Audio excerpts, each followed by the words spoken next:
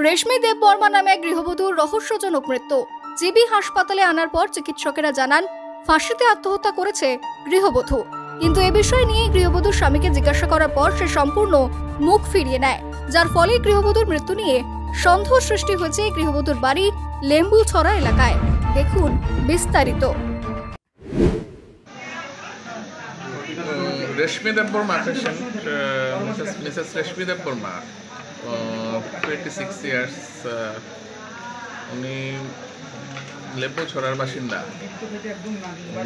আমরা এখন পেলাম ওরা নিয়ে এসছে ব্রড ডেড অবস্থায়, মৃত। আমরা করলাম, ইসিজি করলাম। ইসিজি করে আমরা দেখলাম উনি মৃত।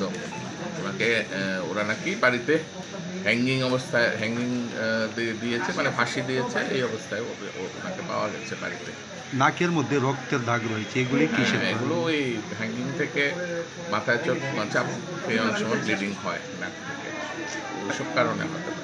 পরিবারের সঙ্গে কথা বলে বাকিটা পোস্টমর্টম করলে বাকিটা জানা যাবে কি কারণে আত্মহত্যা, কি কারণে মৃত্যুর এক্সাক্ট কারণটা কি, হ্যাঙ্গিং বা অন্য কিছু, কোনো রকম সুইসাইডাল, হোমিসাইডাল, যে কোনো একটা ব্যাপার। ওটা পোস্টমর্টম করলে পুরোটা জানা যাবে। এই জন্য পোস্টমর্টমে আমরা পাঠাবো।